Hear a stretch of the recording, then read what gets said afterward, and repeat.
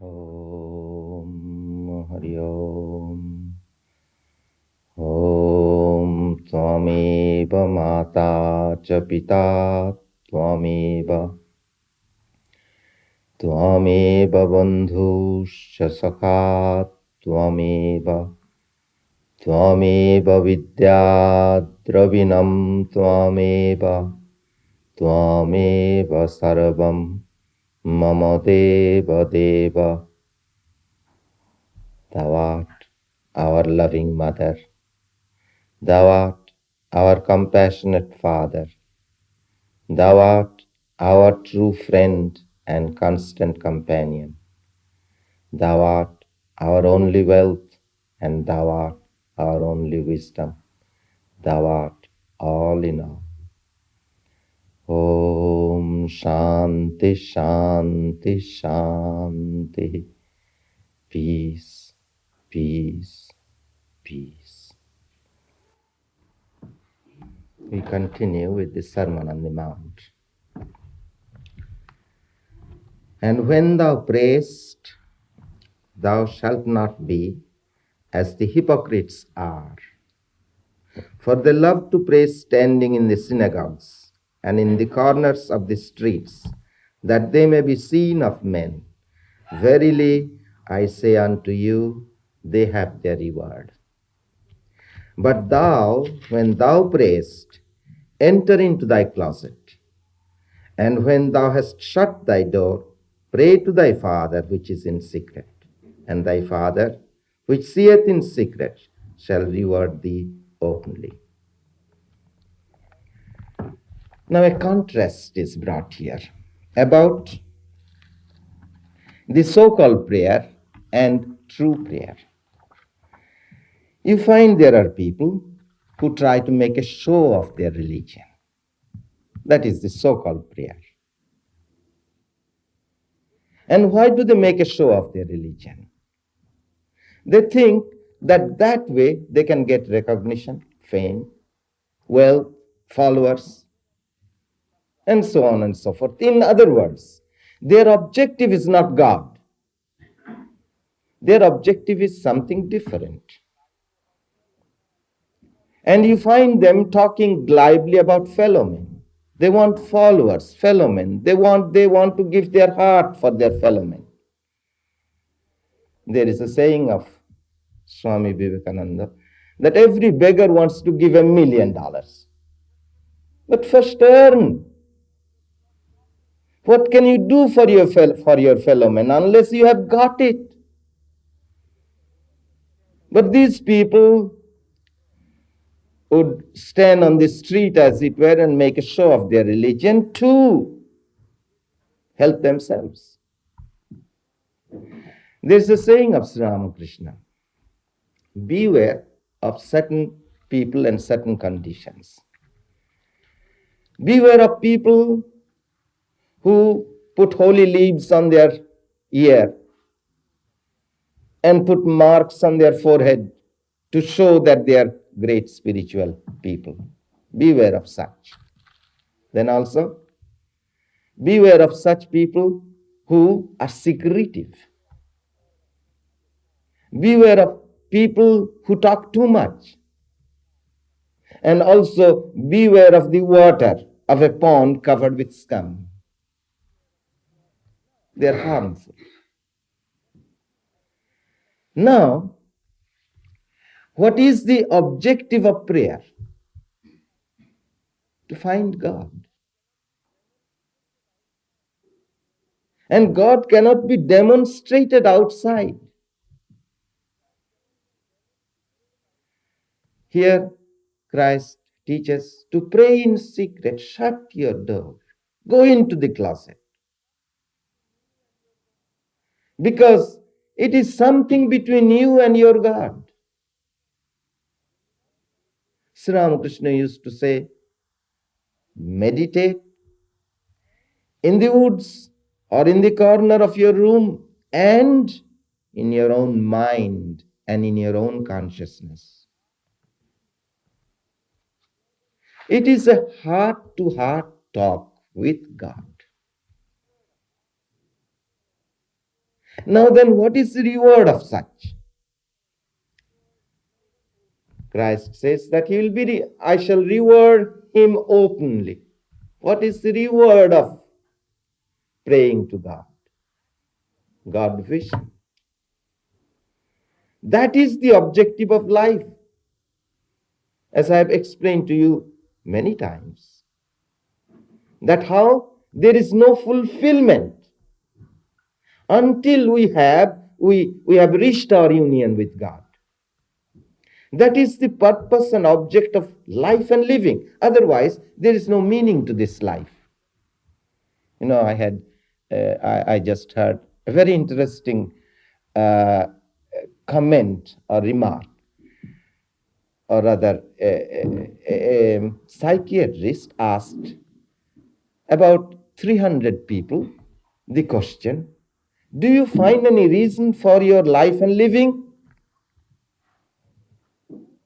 Why should you be living? And 9 out of 10 people answered, I don't see any reason for this life and living. And that is the truth. Unless you know that your objective of human birth is to find your union with God, as Christ has definitely pointed out, what we already studied in the Sermon on the Mount. Be perfect even as the Father which is in heaven is perfect. That is the one objective in life for this human birth. You see, enjoyments, pleasures. Do you think anybody, any human being can enjoy senses as the brute in the field? No. Enjoyments we have had enough in other lives.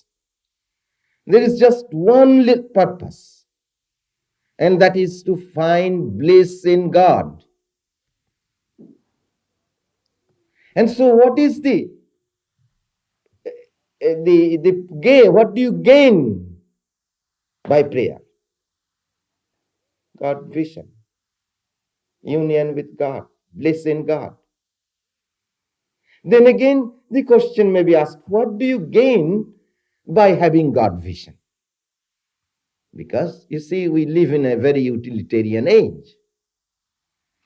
And we want to know what profiteth us. Now, the answer is, what you gain is God vision.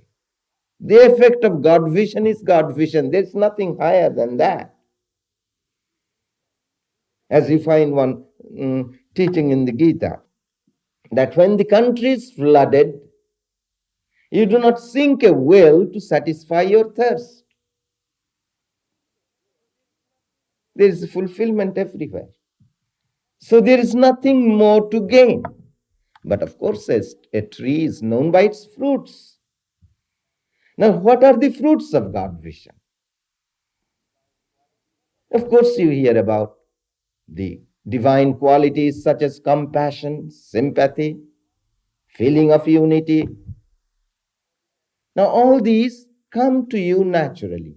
Holiness, purity, tranquility, compassion, all these come to you naturally, normally. But of course, they are not to be demonstrated. But again, you see, the saying goes that when the lotus flower blossoms, the bees come to suck honey of themselves. The lotus flower has not to invite bees to come to the flower. Similarly, when that lotus in your heart blossoms, in other words, when you have the vision of God, then you have the honey.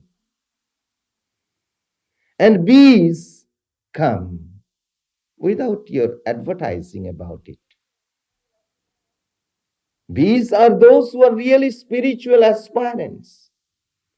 And these spiritual aspirants will come to seek honey from you because you can give that honey. And then is it that you really can help mankind or your fellow man. And so that is the effect. And that is what The Lord here says that thy Father which seeth in secret shall reward thee openly. Now we come to the Lord's Prayer. After this manner, therefore, pray ye, Our Father, which art in heaven, hallowed be thy name. Thy kingdom come, thy will be done in earth as it is in heaven. Give us this day our daily bread, and forgive us our debts as we forgive our debtors. And lead us not into temptation, but deliver us from evil. For thine is the kingdom and the power and the glory forever. Amen. Now this prayer seems so simple. But this prayer has a deep meaning, and which meaning was known to the disciples. You see, it is like aphorism or aphoristic. Christ already taught the disciples how to pray and meditate. When they sit for meditation, how to proceed. He already taught them. Then this prayer is given to them in aphoristic form so that they could remember step by step, each step. And then again remember that this prayer was given to those few intimate disciples. And they knew the deeper meaning of it. And today we just say the prayer, and to us there are so many words. But let us try to understand what the prayer means. Not our Father. Why do we address God as our Father? The first question that arises in the mind of a spiritual aspirant is how to pray and what is God? Then we find that every great illumined teacher who has known God, who has seen God, he will say God is indefinable, inexpressible. Is beyond all conception, beyond all thought, but is realizable. Sri Ramakrishna used to give the illustration. The bees make big noise in the beginning. Then they sit on the flower, and as they sit on the flower and begin to suck honey, they become silent. Then again, having had their fill, they make sweet humming noise. Similarly, until we have known God, we make a big noise about God. We say he can be this and not that. And the idea of God that I have is the only idea, is the only truth.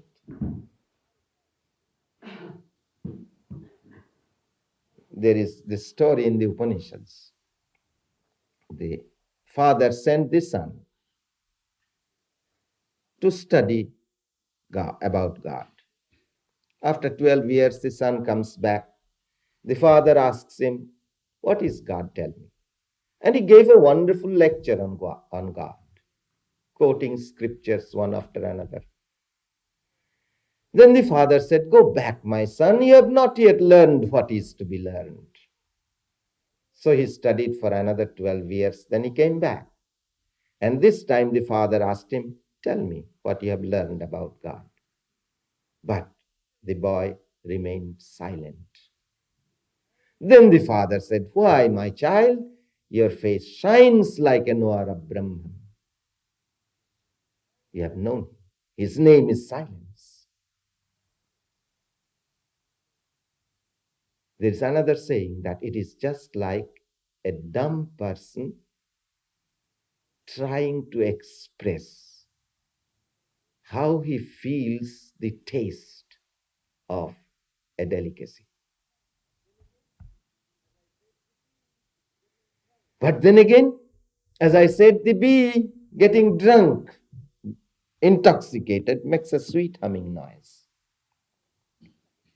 So again we find these great illumined souls, having attained that, they try to express. And in their expression, we find they define God as personal, as impersonal, as with attributes, without attributes. You find as it were all contradictions meet in God. But then we, in our ignorance, until we have seen God, we have to accept some idea of God. And so there is the personal idea and the impersonal idea. Now again, in Vedanta we find that there are two paths of approach. What is called jnana and what is known as bhakti. Jnana, the path of knowledge. The followers of the path of knowledge worship God as an impersonal being, all-pervading spirit, formless, attributeless.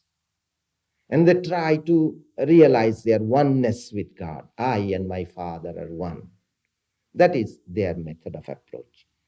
Now there is the bhakti yoga, the path of devotion.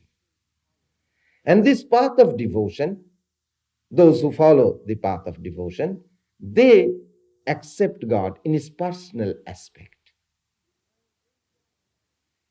And so we find Christ in all his teachings, he emphasizes the path of devotion. There is the idea of loving God as a personal being. You cannot begin by loving an impersonal being. Because impersonal again is something that is not to be conceived as having attributes, beyond attributes. Now in the Gita we find very interesting discussion about this. It points out how it is possible to realize our union with God through following either the path of knowledge or the path of devotion. But Sri Krishna points out that the path of knowledge is difficult for the embodied to follow. Now in this connection I shall read out to you. Arjuna the disciple. Some worship you with steadfast love, others worship God the unmanifest and changeless. Which kind of devotee has the greater understanding of yoga? Sri Krishna answers, those whose minds are fixed on me in steadfast love, worshipping me with absolute faith, I consider them to have the greater understanding of yoga. As for those others, the devotees of God, the unmanifest, indefinable, and changeless, they worship that which is omnipresent, constant, eternal, beyond thought's compass, never to be moved. They hold all the senses in check. They are tranquil-minded and devoted to the welfare of humanity. They see the Atman, or God, in every creature. They also will certainly come to me. But the devotees of the unmanifest have a harder task, because the unmanifest is very difficult for embodied souls to realize. Quickly I come to those who offer me every action, worship me only, their dearest delight, with devotion undaunted. Because they love me, they are my bondsmen, and I shall save them from mortal sorrow and all the waves of life's deathly ocean. Be absorbed in me, lodge your mind in me, thus you shall dwell in me, do not doubt it, here and hereafter. Why is this path of devotion said to be easier? Because love is something natural in every human heart. And what is loving God? It is to direct this love that we have normally, naturally in our heart towards God. There's a beautiful truth taught in the Upanishads. There was a great sage, Yagnavulka. And after some time, he wanted to retire from the world and take to monastic life. And so he made a deed of gift of all his wealth and property to his wife Maitreyi and was taking leave of her. Then Maitreyi asked him, "You offer me this wealth. Will it give me immortality?" Then, of course, the husband said, "No, this wealth will make you happy in the worldly sense." Then she asked, "Tell me that, give me that, which would give me immortality. Teach me that." Then Yagnavulka said, "You have been very dear to me, but now you are dearer to me for asking that question." Then he began to teach her. And the substance of the teaching is this: the husband loves the wife not for the sake of the wife, but for God who dwells in the wife. The wife loves the husband not for the sake of the husband, but for the sake of God dwelling within the husband. The father loves the son not for the sake of the son, but for the sake of God dwelling within the son. Thus, everywhere, in every form of love, it is that God dwelling within that attracts us. And if we recognize that, that is loving God. And because we do not recognize that, that's why we find that the love does not find its fulfillment in our human relationship. There's always a lack. You see, for instance, husband and wife living together have such great understanding of each other, have companionship, and still again each one feels lonely. What is the reason? Because that real companionship cannot be had unless you learn to commune with God. This reminds me of an incident in the life of Ramakrishna and his wife, whom we call Holy Mother. Those of you who have read the life of Ramakrishna will remember how Ramakrishna worshipped Holy Mother, his own wife, as Divine Mother. And as he was worshipping, Holy Mother went into Samadhi, Ramakrishna went into Samadhi. And they had that divine communion. The worshipper and the worshipped both in Samadhi, united in the spiritual realm. You see, that is what love ultimately culminates in, that union with God. Now again, there are different relationships, different forms of love. You see, son's love for the father or father's love for the son, not the same kind. Then love between friends, love between sweethearts. You see, they have different forms, but it is the same love. Now again, we can love God in any of these forms. You see, all these different relationships that we find in our human life, the love that we offer is divine. Now, when we can direct that love towards the eternal being, towards God, then it finds its fulfillment. And so again, we can love God as father, or friend, or mother, or sweetheart. You see, You'll find all those aspects again of love in the teachings of Christ and in the lives of the great mystics in every religion. But here, of course, our Father. That relationship is established here. But again, you see, relationship changes also. Father also is a friend. And as that nearness is felt, and that is to be felt in prayer and meditation. You see, not God who is above, who is away, but God who is nearmost. And not his grandeur and glory. You know, if we go to think of the grandeur and glory of God, we feel ourselves so far away from him.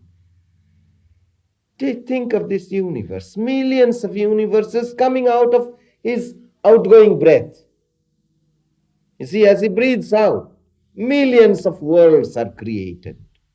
And again, he absorbs millions of worlds. When we think of his power, of his grandeur, of his glory, from that standpoint, we feel ourselves unworthy to think and pray. But yet again, that God is our friend, is our own Father, more than our own Father. You know, suppose your father is a great man, but to you, you are not thinking of his greatness and grandeur, how the others look upon him with awe. No, you go to your father man to man. And so that relationship is to be established with God. And you know, there's a saying, as you move towards God one step, he moves forward to you 7 steps, 10 steps. He comes nearer to you. You feel him nearer. And so that relationship is to be established with him, our Father, which art. Now, you see, when a Christ teaches of God, then there comes no question about the existence of God. It's self-evident. I have seen this in the presence of the disciples of Ramakrishna. No question would arise whether God is or God is not. Not only that, you feel that living presence. You feel he is. Not that merely. They would make you feel that he's so near to you, he's just like a fruit in your hand. You have got it. In other words, they make you feel that he's realizable and you can realize it. You see, this is the one truth that we must try to convince ourselves. As I said, the purpose of life is to have union with God. But do not consider that ideal to be something like an utopia. Because the fact is that you are in union with God. You know, I often give the illustration. You take a miner, for instance, who wants to get gold or uranium nowadays, and he thinks there is uranium there, and he goes to dig. Well, he may get it or he may not get it. But the mine of bliss is already there. There's no doubt that it may be or may not be. But dive, dig, and you are bound to find that. But you see, the tradition of today has been lost, has been confused. You have lost that tradition. And so it seems an utopia. But it is very practical. Now, which art? That's God is self-evident. Logic, reasoning, or scientific proofs for the existence of God may be convincing for the moment. But you see, in the realm of reason, there are as many reasonable proofs for the existence of God as there are proofs for the non-existence of God. There are two sides to it in the realm of reasoning. And then again, as it is pointed out very definitely, what is the real proof for the existence of God? Somebody comes and says, I have seen him. I have known him. That is the greatest proof. And it is not one man who says that. If only one man had said that, perhaps I'd say he's just crazy. But in the history of the religious movement of the world, you'll find that many have seen, many see today. And then again, the last proof for the existence of God is not even there. But you have to have your own personal experience. Now, of course, as you approach an illumined teacher, he makes you feel, makes you see, as it were, which art. Now, again, where is God? Which art in heaven? Now, what is this heaven? There is this theological idea in Christendom of heaven somewhere up in the sky.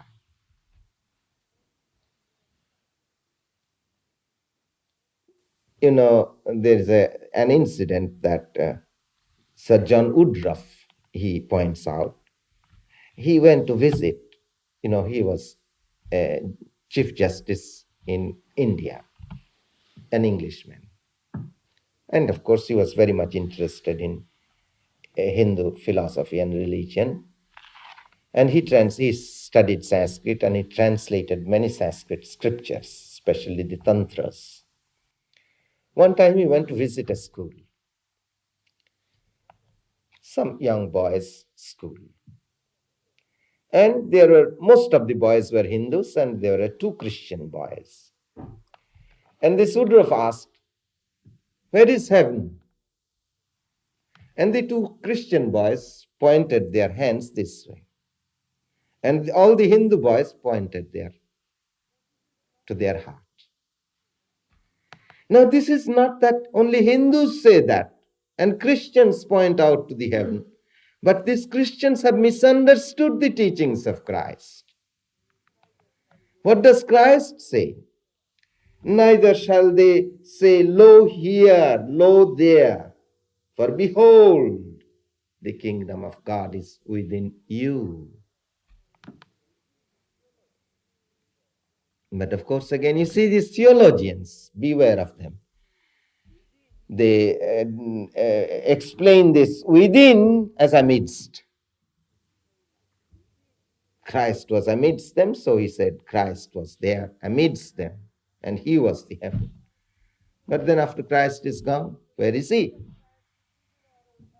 All right, let us feel that Christ is within our own hearts. He's not gone anywhere. He's always within. Now the question is again, what is this heaven within? Let us try to point out first where the earth is. Earth or heaven, both are in your own consciousness. In other words, God the Absolute, the one reality, seen through the veil of time, space, and causation, appears as this universe of name and form. You see this earth.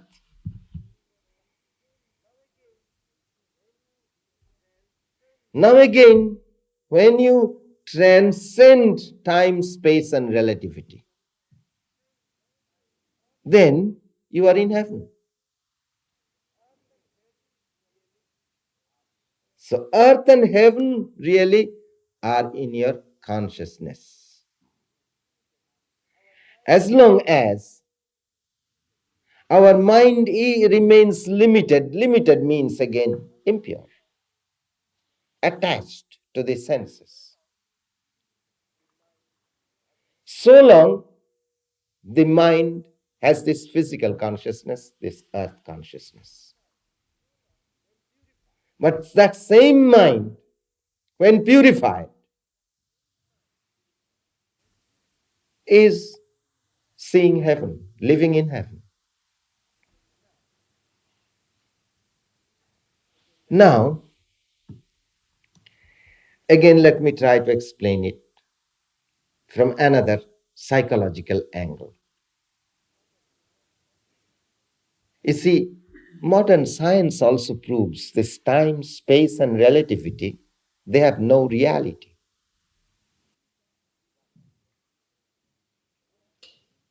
But they are there only in appearance.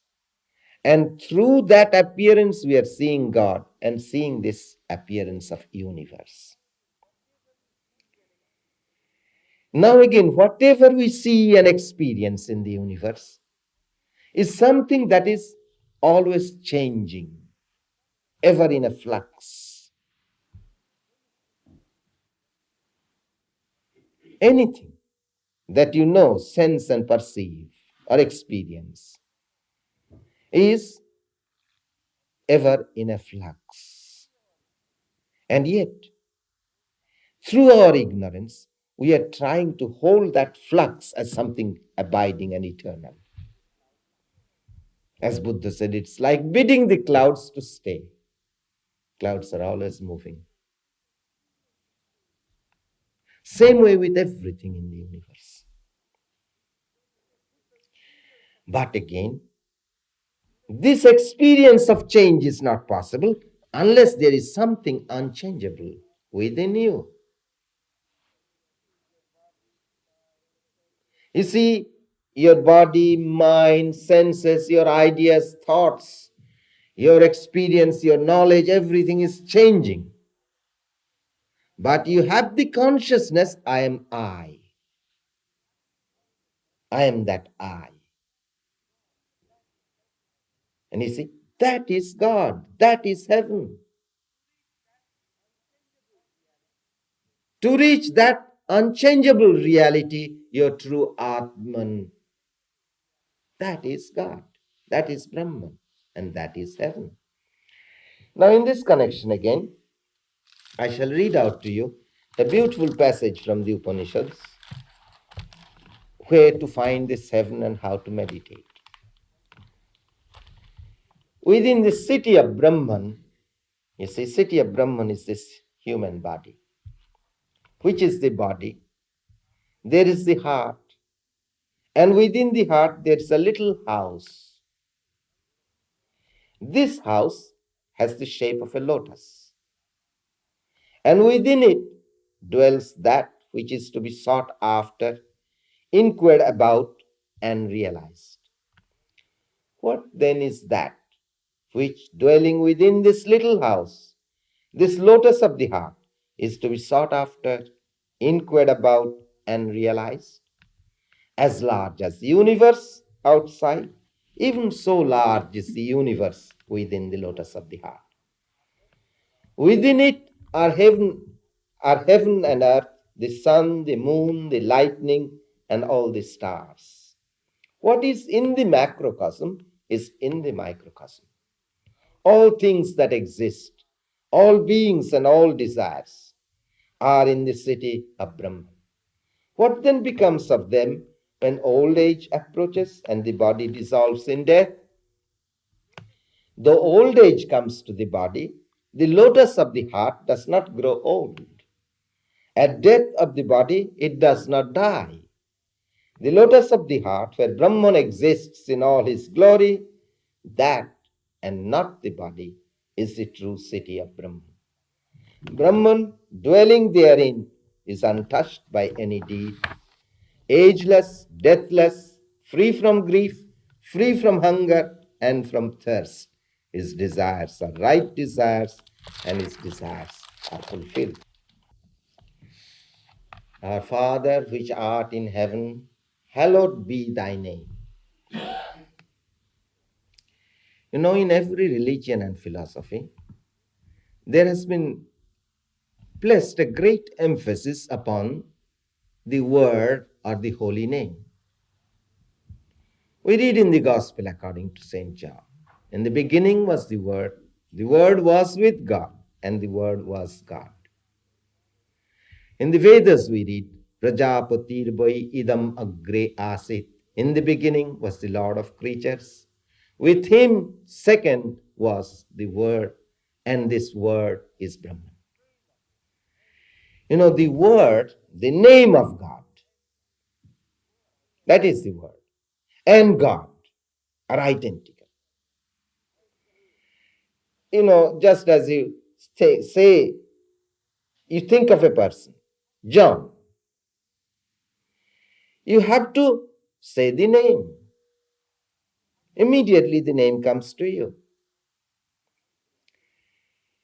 Now again, you see in India, and I would say in the lives of all the great mystics of the world, Christians or Buddhists or Sufis or Jews, all in the mystics of all life, in the lives of all mystics, you find this, that they chanted the name of God. That is one of the spiritual practices taught universally. In India, there is this idea of what is known as initiation, diksha, initiation. You see, a holy name is given to the disciple, and that holy name is said to have the power in a seed form. And then as you repeat that, that power begins to unfold. And it is an apostolic succession of power. The Guru transmits that power to the disciple with the help of the name. And the name becomes hallowed, as it were, living and hallowed. As you make japam, as you repeat, as you chant that name again and again and again, then it becomes living. Living in this sense, you begin to feel that that name itself is God. You are in the presence of God. That name becomes the body of God, as it were. And the vision of God comes. Sri Ramakrishna used to say that it is just like you are holding a rope,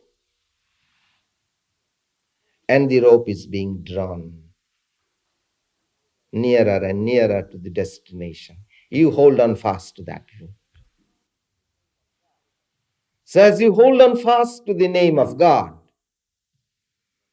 the vision opens up. Now, of course, you see, I cannot give you any philosophy or any explanation to how it happens or why it happens. Only I can tell you that if you experiment, it does happen. That's all I can say. That there is a sweetness in the name. And that sweetness you begin to taste as you repeat. And then it becomes living, alive, full of power. And then you have the vision of God. Your mind also, with the help of that, becomes concentrated. You know, there's a prayer of another great saint, Sri Chaitanya. Various are thy names, O Lord. You see, there's not one name of God. Various are the names of God. Various are thy names, O Lord. In each and every name thy power resides. No times are set, no rites are needful for chanting of thy name. So vast is thy mercy. How huge then is my wretchedness, who find in this empty life and heart no devotion to thy name. This is a prayer of Sri Chaitanya. Thy kingdom come. I will not have time to take this up. Om Hari Om. Om Asato Ma Sadgamaya. Tamaso Ma Jyotirgamaya. Mrityorma Amritangamaya. Abir Maidhi. Rudrajatte Dakshinang Mukhang. Tatte Namang Pahi Nityam. Om. Lead us from the unreal to the real. Lead us from death to immortality. Lead us from darkness to light. Light us through and through, and guide us evermore with thy loving presence. Om Shanti Shanti Shanti. Peace, peace, peace.